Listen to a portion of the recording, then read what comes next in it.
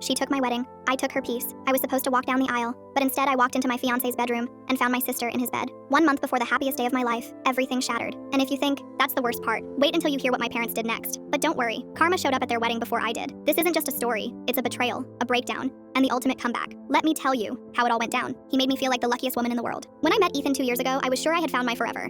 He was everything I had ever hoped for, charming, witty, and thoughtful. He knew exactly what to say to make me feel seen and special. It was like he had stepped right out of a dream. Every moment we spent together felt magical, and I remember thinking, this is it. This is what love is supposed to feel like. 7 months ago, when he got down on one knee and asked me to marry him, I thought my heart might burst with joy. I said yes through tears, believing I was the happiest woman alive. I had no idea that I would never become his wife. I had no idea that my fairy tale would fall apart. One of the things I loved most about Ethan was how involved he was in planning our wedding. He wasn't one of those guys who just nodded and let me make all the decisions. He wanted to be part of everything. We sat side by side, flipping through venue catalogs and sample flower arrangements. Together we chose an elegant banquet hall with a beautiful garden space for the ceremony. We imagined ourselves standing there under a canopy of cascading white roses, surrounded by our closest friends and family. We laughed through cake tastings, trying dozens of flavors before agreeing on a soft vanilla sponge with fresh berries and cream. We picked our first dance song together, swaying to it in the kitchen more than once as we practiced the moves we'd later do in front of everyone we loved. Every detail, from the invitations to the color of the napkins, was something we had done side by side. It felt perfect. It felt like a dream, but dreams can shatter, and mine did, just 1 month before the wedding. It happened on a Wednesday, just an ordinary, quiet Wednesday. I had left work early because I wanted to surprise Ethan. It wasn't a big thing, just something sweet. I picked up his favorite takeout from the burger place he loved. Fries, extra,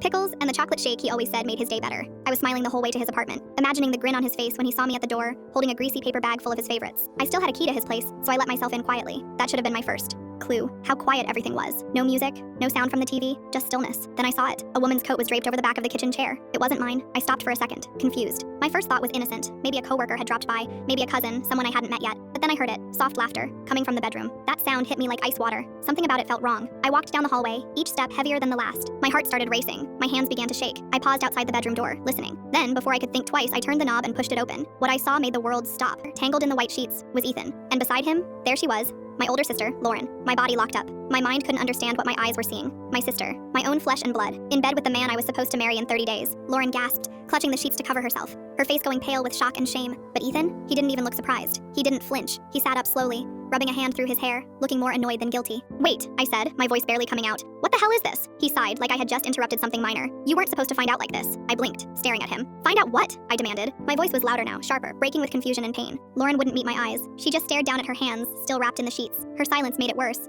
She didn't try to explain. She didn't even apologize. "That you're a cheating liar? That my own sister betrayed me?" The words tore out of me like fire. My whole body was shaking. I couldn't stop the fury, the heartbreak, the disbelief from crashing into each other all at once.